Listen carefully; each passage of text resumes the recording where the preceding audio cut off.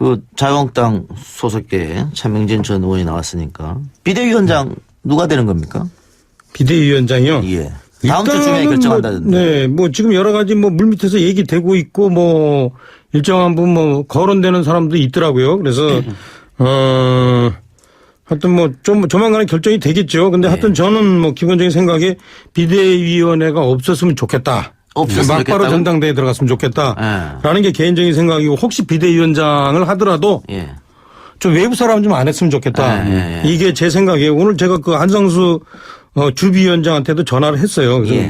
제발 외부 사람 좀 하지 마십시오. 예. 그 외부 사람 와가지고 당을 사장도 모르고 예. 당에 대한 애정도 없는데 어떻게 무슨 당의 비상 상황을 하겠습니까? 그래서 제가 그런 얘기를 했어요. 그래서 하여튼 저는 그런데 제 생각대로 될지는 모르겠어요. 지금 안 될 것 외부 사람 누구 뭐 이렇게 몇 분 거론되긴 예. 합디다. 예. 그런데 제가 봤을 땐 지금 이름 나온 사람들은요 다 아닐 거예요. 김병준, 뭐 이회창 뭐 이렇게 나오던데. 딱 봐도 아니잖아요, 보면은. 그러니까 이게 그 제가 봤을 때는 지난번에도 보면은 결국엔 서울시장 후보 고를 때 김문수 지사 끝까지 얘기 안 하다 막판에 나왔잖아요, 보면은. 근데 앞에 홍정욱 의원이라든지 이런 분들은 이름은 거론하고 당에서 모셔가려는 모양은 취했지만은 정성이 그렇게 보이지 않았거든요. 뭐 올려먹고 말려 말하라 뭐 이런 취지로 그냥 사람 그냥 침만 발라놓은 그런 모양새가 됐기 때문에 저는 이번에도 비대위원장 이름이 지금 나오는 분들은 만약 진짜 자유한국당에서 이렇게 잘 키워내고 싶은 비대위원장이라면은 이렇게 이름을 그냥 지나가듯이 흘리지 않습니다, 보면은. 오히려. 글쎄, 하여튼 만약에 현재 거론되는 분들이 중에서 안 나오면 제가 볼 땐 이것도 예의가 아니에요. 비대위 준비위에서 아무나 이름 이렇게 거론돼가지고 하다못해 무슨 뭐 이정미 전 헌법재판소관까지도 나오는 정도면 저는 상당히 이게 좀 성의가 없고 뭐 애들 장난하는 것도 아니고 뭐 누가 뭐 누구죠? 히딩크 얘기하는 사람도 있던데. 이게 지금 난 비상 상황에 처했는데 누구 흔드는 건지 그런 얘기가 또 통하는 이 사회가 참 저는 한심스러울 정도로 자, 한국 땅이 참 많이 망가졌어요. 예. 그죠? 일단 그 이름이 나온 사람이 언론에 김항식 전 총리, 김종인 전 의원, 박관용, 김영호, 정우화 국회의장, 이석수 전 특별감찰관, 이국종 아주대 교수 이런 사람들이 오르내리는데 이런 명단은 자유한국당 내부에서 흘러나온 겁니까? 아니면 언론인들이 자기들이 추측해서 쓰는 겁니까? 어떻게 보세요? 아마 제가 알고 있기는 물어봤어요. 제가 여쭤봤어요. 안상수 주비위원장한테. 예. 그런 사람 도대체 왜 나오는 겁니까? 그랬더니 이 내부에서 어떤 생각 없는 사람들이 얘기를 했대요. 얘기를 하긴 한다. 네. 그럼 일단 회의 때 한 번씩 거론은 되는 모양이네요. 그러니까 그 뭐 무슨 위키에 있는 임명록을 한번 읽어보는 거 아닐까 그냥 근데 봤을 때는. 그런데 그 차명진 전 의원 개인적인 생각이지만은 전당대회 바로 갔으면 좋겠다. 또 외부 인사 안 된다 이렇게 얘기했었는데 그렇게 되면 또 그 나물에 그 밥이다 이런 얘기 듣지 않을까요? 또 반성을 하지 않는다 이런 얘기 듣지 않을까요? 어차피 제가 볼 때는 민주주의는 그 어떤 밑에서부터의 힘으로 바뀌는 거지 그게 무슨 하늘에서 누가 뚝 떨어져 가지고 바꾸는 건 아니라고 봐요. 그게 저는 일종의 과정이라고 보고 물론 밖에 있는 분들은 너희들은 그 밥의 그 나물 아니냐 이렇게 할 수 있지만 아마 저는 밑에서부터 위로 힘이 올라가면은 거기서 변화의 동력들이 생길 수 있다고 봐요. 그 좀 지난 얘기지만은 차명진 전 의원 나왔으니까 김근식 교수 차명진 전 의원 문자 뭐 이건 뭐 어떻게 된 일입니까? 그 김근식 교수 측에서는 저 차 전 의원이 언론 플레이해서 일부러 흘렸다 언론에 이렇게 주장해서 발끈했다던데. 그건 좀 사연이 있는데 원래 이제 김근식 교수가 유탄을 맞은 거예요. 예. 처음에 안철수 후보 쪽에서 아시다시피 이제 제가 김문수 지사하고 친하니까 저를 만나서 이제 단일화 하자라는 제안을 했어요. 근데 단일화 하자는 제안이 제가 이렇게 들어보니까 좀 솔직히 이게 방송 언어로 만나버리는데 가당치 않는 식으로 얘기를 하는 거예요. 자기네가 2등 하니까 알아서 좀 드랍해달라 이런 식인데 자기가 2등인지도 모르겠고 자기하고 김문수하고 뭐가 같아서 김문수가 드랍을 해. 그러니까 옛날에 그 생각이 나더라니까. 그냥 어느 날 갑자기 자기가 50% 지지받다가 5% 지지받는 박원순 시장한테 그냥 이렇게 자기 후보 자리를 내주듯이 이 후보라는 자리를 너무 쉽게 생각하더라. 그래서 이제 그 김문수를 대신해서 제가 뭐라 했냐면 그러려면 차라리 합당을 해라. 합당을 해라. 그랬어요. 이제 그 얘기를 하고 타일르고 보냈는데 문제는 뭐냐면 저를 만났던 사람이 다른 방향으로 계속 우리 김문수 캠프 쪽에 그 밑으로 해가지고 단일화를 자꾸 하도록 하는 거예요. 특히 현역 의원, 힘 있는 현역 의원을 통해서 그 현역 의원이 생각이 뭐였냐면은 이번에 김문수가 안철수하고 안철수한테 양보를 하면 다음에 합당할 때 김문수만 받아들여줄게. 또 이런 식으로 안철수 쪽에서 얘기하는 얘기를 그대로 현역 의원들이 얘기하더라고요. 그래서 내가 이거 위험하다 해서 우리 그 카톡방에다가 이런 단일화 논의가 있으니까 이런 식으로 단일화 논의를 주장하는 현역 의원들이 오면 흔들리지 마라. 라는 차원에서 올렸는데. 캠프 카톡방입니까? 예. 캠프 카톡방에다. 야. 실무자 카톡방이에요, 그것도. 아니, 저는 노원병에서 열심히 인사하고 다니는 동안에 그런 일이 있었어요. 흉계를 꾸민 자들이 우리 당에 있었단 말이에요, 진짜. 네, 진짜. 근데 황당하네. 선거 결과를 보면은 안철수 후보가 2등이 아니었네요. 그런데 본인이 계속 2등이라고 드랍하라고 했었던 거네. 그 안철수 전 대표 얘기 나왔으니까는 선거 기간 동안 이준석 위원이랑 안철수 전 대표 뭐 좀 껄끄러웠죠? 선거 기간 중에는 오히려 좀 뭐 모르겠는데 선거 전에도 그랬고 선거 끝나고 나니까 뭐 안철수 대표가 그런 건 아니지만 그 지지자랑 측근들 그룹에서 자꾸 저한테 사과하라고 하는 거예요. 그래서 뭘 사과하라는 거냐고 했더니 공천 갈등을 야기한 죄 이거라는데 이건 제가 봤을 때 100% 뒤에서 들이받은 후방 충돌이거든요. 이건 보험사 가면 0대 100 나옵니다. 이거는. 근데 내가 뭘 사과해야 되냐라는 입장인데 그것 때문에 한동안 좀 고생하고 아직도 그런 주장에 시달리고 최근에는 안철수 후보 지지자 클럽에서 저한테 탈당을 요구했습니다. 뭐지 이게? 그러니까 저기 보면 바른미래당이 내가 볼 때는 오래 못 갈 것 같아요. 자유한국당이라 신경 쓰세요. 아니 조금 아까 자유한국당 얘기 시끄러워. 나도 바른미래당도 얘기 좀 합시다. 안철수 전 대표가 대선에서도 3등, 서울시장 선거에서도 3등. 그래서 정계은퇴 얘기까지 나왔었어요? 저는 정계은퇴 하지 말라 그랬어요. 저는 공개적으로 정계은퇴는 하면 안 된다.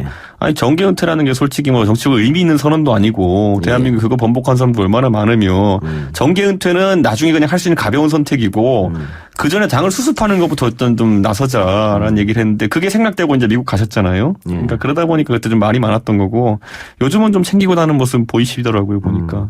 그러면은 차 전 의원은 이 바른미래당이 쪼개질 거다 이렇게 판단하신 겁니까? 지금 하는 걸 보면 그래요. 제가 저는 원래 처음부터 안철수의 그 바른미래당에 대해서 박수를 보내줬는데 한국이 이제 뭐냐면 민주당하고 한국당이 너무 소위 말하면 적대적 공생이라고 그러잖아요.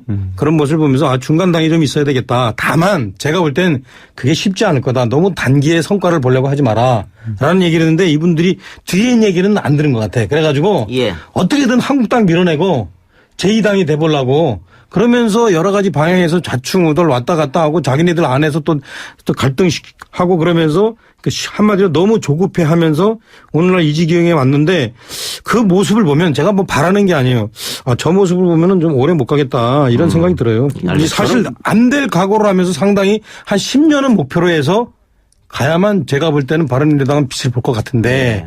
저만 그런 생각하고 있었나 봐요 보면은. 요즘 당에서 보면 또 이제 여러 얘기가 나오고 있는데 결국은 이제 노선 투쟁이거든요 보면은. 근데 이번에도 보면 뭐 개혁연대에 동참한다 뭐 이런 것들. 근데 사실 원래 우리가 처음에 표방했던 게 협조할 건 협조하고 아닌 거 아니라고 하는 게 이제 제3당의 역할인데 그거 벗어서 연대하자는 거 뭐 연정하겠다는 것도 아니고 이거는 분명히 정계 개편을 염두에 두고 움직이는 사람들이 있다 당내에. 그럼 그건 원심력이거든요. 그렇기 때문에 참 안타깝습니다. 알겠습니다. 차명진 전 의원이 2020년 총선 어쨌든 2년 남았기 때문에 그 사이에 어떤 일이 벌어질지 모른다라고 말씀하시지만은 지금 이 현 시점에서 보수당의 미래를 보면 좀 암울하기만 합니다. 그래서 저희가 보수의 미래 어떻게 하면은 다시 한번 국민들의 사랑을 받을 수 있을지 그 얘기를 앞으로 쭉 해보도록 하겠습니다. 자, 차명진 의원님은 요즘 방송을 통해서 자주 뵐 수 있는데 그 지방선거 때 김문수 서울시장 후보 도우셨죠? 2개 했습니다. 지역구 선거도 하고 김문수 서울시장 선거도 돕고. 네. 김문수 시장하고는 예전부터 오래된 인연이 있었는데 이번 선거 결과는 어떻게 받아들입니까? 김문수 입장에서는 제가 솔직히 보면은 사실은 얻은 것만 있었죠. 정치인은 선거에 나가는 것 자체가 본인에게 상당한 그 영향력이 있습니다. 그러니까 일단은 말 못하면은 정치인은 상당히 힘들어 하니까 이게 이제 선거를 통해서 자기 하고 싶은 말을 한 게 일단 성과고 그 다음에는 대구에 내려가서 상당히 이제 어려웠죠, 솔직히. 여러 가지 이제 억측에 시달렸는데 이번에 당을 위해서 몸을 던졌다는 명예 회복도 했고 예. 그리고 또 3등 할지 않았는데 2등 이등 한 했고, 것도 예. 사실은 본인한테 상당히 이제 득이었죠. 그렇지만은 뭐 방금 말씀하신 것처럼 대구 내려가서 패하고 서울시장에서 패하고 연속 이렇게 패했으면은 앞으로 정치 행보에 조금 먹구름이 들인 것 아니냐 이런 지적도 있어요. 뭐 정치인이 다 이기면은 예. 좋지만 꼭 그 이기는 것만 또 능선은 아니에요. 이렇게 일정하게 본인이 어떤 선거에 참여한다는 데 의의가 있고 물론 이기면 좋지만 또 이렇게 앞으로 또 이길 수 있는 가망성 이런 걸 보면은 또 그것도 성과인 겁니다.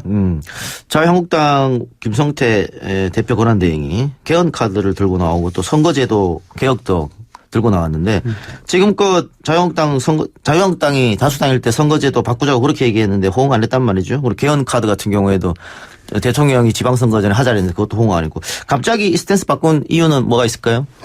갑자기라기보다는 뭐 제가 볼 때는 예정된 코스라고 보여지는데요. 일단은 정치인들이 어떤 행위를 할 때 분명히 자기의 어떤 정책 입지를 높이기 위한 그런 목적이 있는 것도 맞아요. 그죠? 사적인 목적이.